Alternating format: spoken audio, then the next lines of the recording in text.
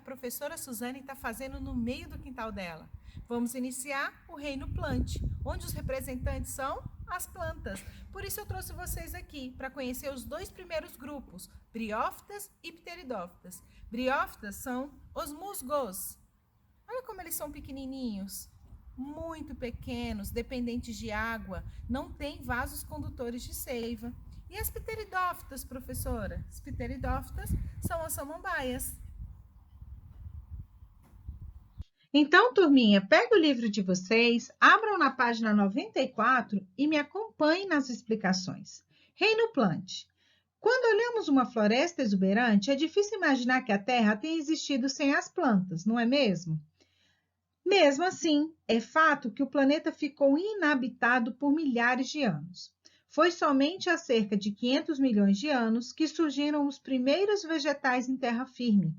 Atualmente, o reino das plantas estão catalogados mais de 300 mil espécies, sendo todas elas fotossintetizantes, eucariontes, pluricelulares, as quais habitam os mais variados ambientes. Então, no reino das plantas, todas são fotossintetizantes, são autotróficas, fabricam o próprio alimento.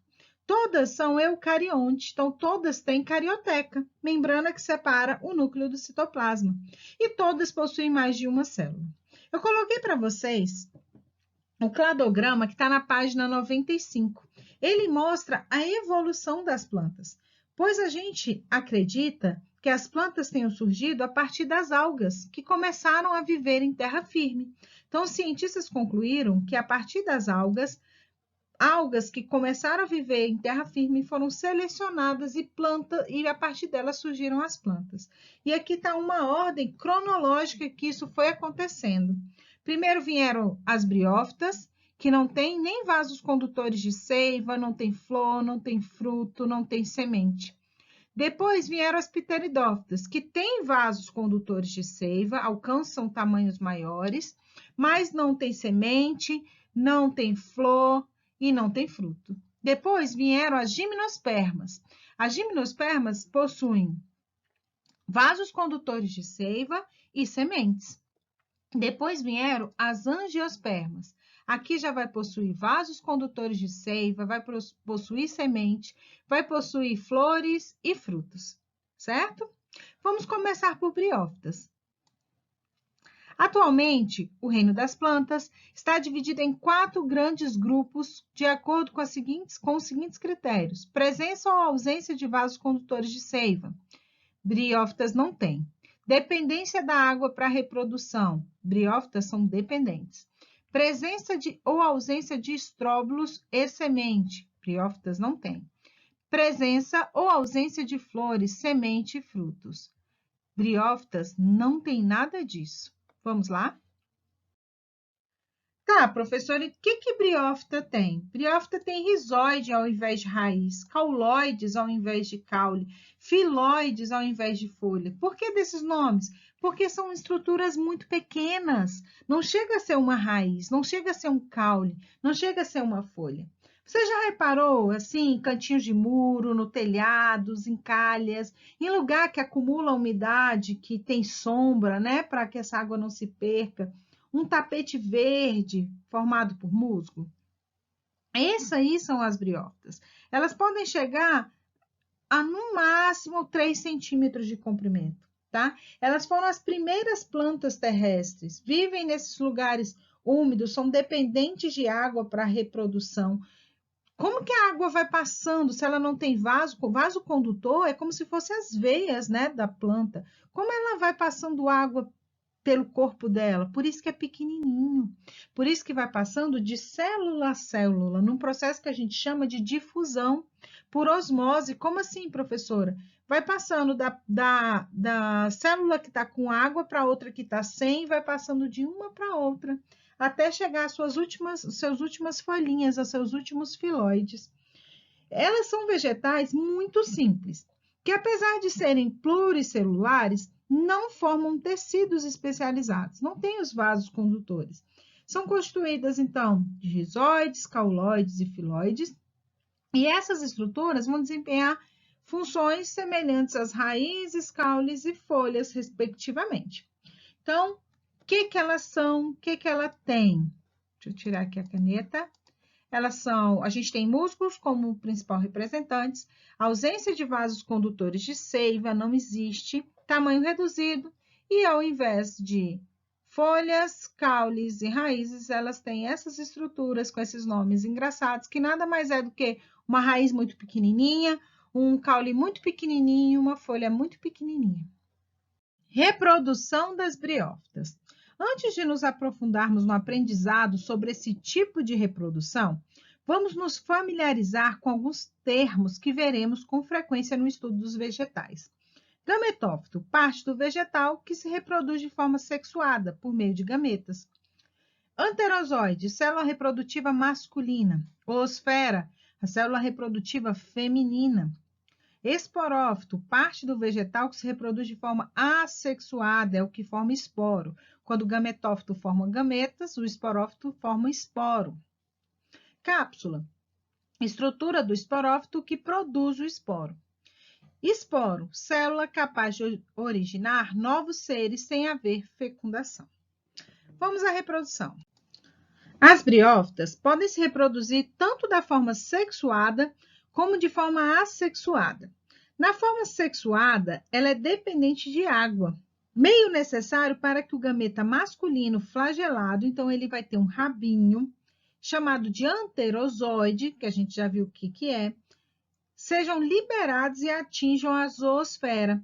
Então, o esporozoário vai ter que sair da parte masculina, do anterozoide, nadando, porque ele tem um flagelo, então ele vai pela água, até atingir a osfera do outro vegetal. Então, é aqui, ó. Note, vai sair, vai formar gametas, ele vai ter que sair dessa estrutura aqui, o anterozoide, para chegar aqui, na osfera. Vai como? Por água. Lembra que elas são muito pequenininhas? Qualquer poça d'água, elas estão todas mergulhadas em água, certo? Essa é a parte sexuada do ciclo. Então, é a parte que vai produzir gameta masculino e feminino. E esse gameta feminino, após ser fecundado pelo masculino, ele vai ser uma fecundação e vai dar origem ao zigoto, tá? Então, o zigoto é a união do gameta masculino com o feminino. Com o zigoto formado, o embrião será desenvolvido, gerando um novo indivíduo sobre o corpo do gametófito feminino. Esse novo indivíduo é chamado de esporófito, certo? Esse esporófito é uma estrutura temporária, que vai surgir apenas na época da reprodução. Então, houve a fecundação, né? Transportou aqui, houve a fecundação, tem um embrião, em cima desse embrião vai surgir uma estrutura chamada esporófito. Os esporófitos, ou esporófito, apresentam na ponta da sua haste uma cápsula, da qual são produzidos esporos. Esses últimos são liberados no ambiente e, ao encontrar condições favoráveis, germinam e originam novos gametófitos, que é a fase duradoura do vegetal. Dessa forma, os esporófitos são os responsáveis pelo reinício do ciclo reprodutivo das briófitas em alternâncias de gerações, entre fase sexuada e fase assexuada. Presta atenção. Eu falei para vocês que quando produz esporo, é fase assexuada. Quando produz gameta, é fase sexuada.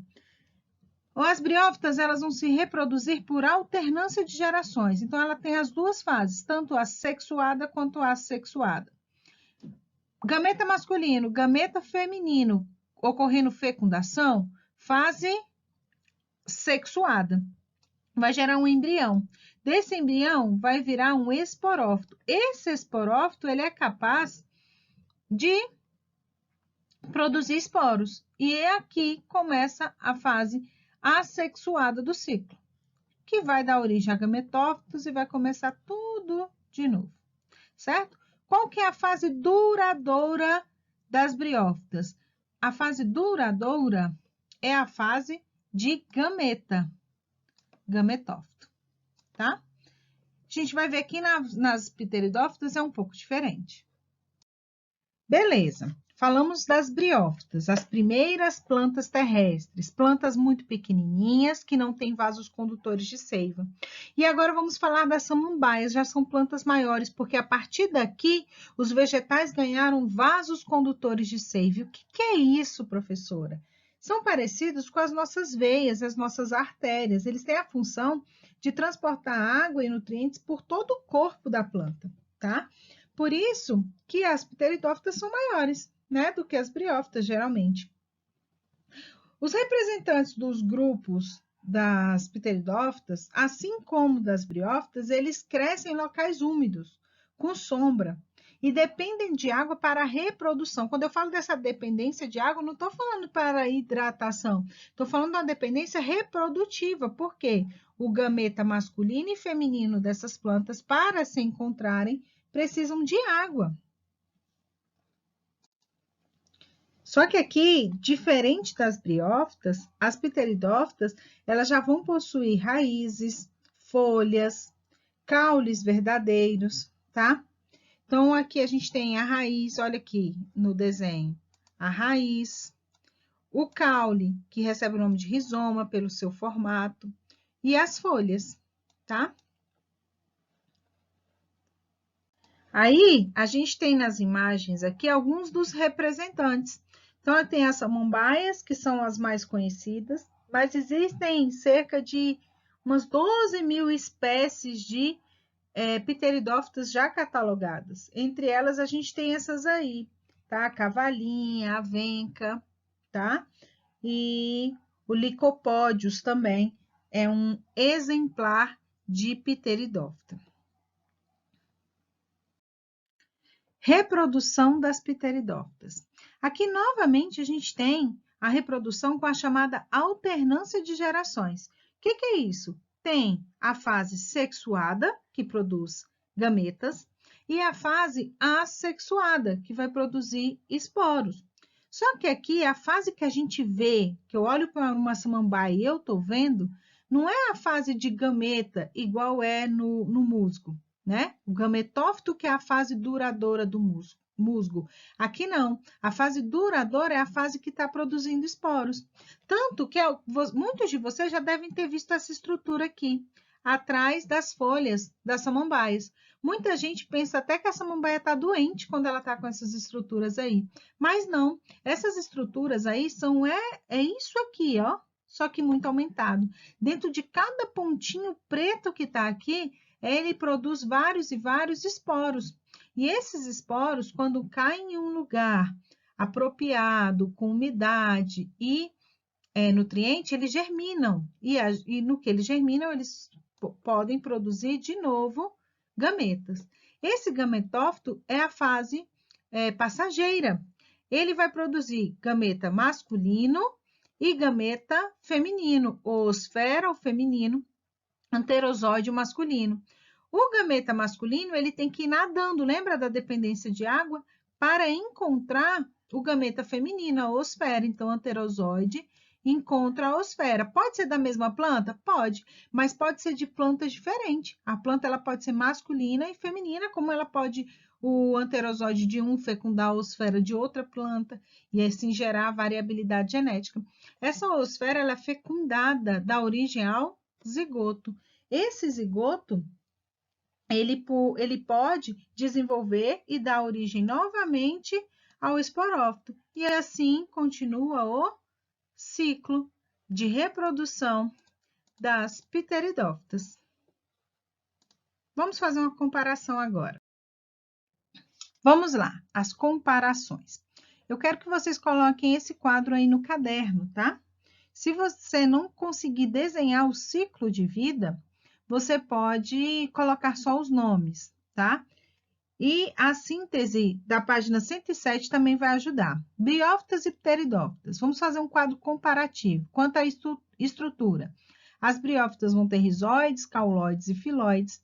E as samambaias, as pteridófitas, já vai ter raiz, caule, que recebe o nome de rizoma, e folhas, ok? Vasos condutores. Nas briófitas são ausentes, nas pteridófitas presentes. Reprodução, as duas por alternância de gerações. Qual a diferença, então? A fase dominante, a fase duradoura. Enquanto nas briófitas é a gametófita que produz gameta, a fase duradoura. Nas samambaias é a esporófito, a fase que produz espora duradoura. E as duas são altamente dependentes de água para se reproduzir. Aí vocês vão para a página 107, coloca essa síntese no caderno. Após a cópia da síntese, coloque esse quadro comparativo aí. E quem tiver habilidade, faça o ciclo desenhado ou só com os nomes reprodutivos de cada um. Agora é com você. Vou deixar para essa semana a atividade da página 103 até a 107 e uma sugestão para complementar o conteúdo. É um vídeo da professora Rafaela Lima, que ela vai falar dos 4 grupos, mas ela fala de uma maneira bem resumida de briófitas, pteridófitas, gimnospermas e angiospermas. Então, gostaria que vocês assistissem, se fosse possível, e se quiser também aprofundar no conteúdo. Um beijo, continuo com muita saudade de vocês e até mais!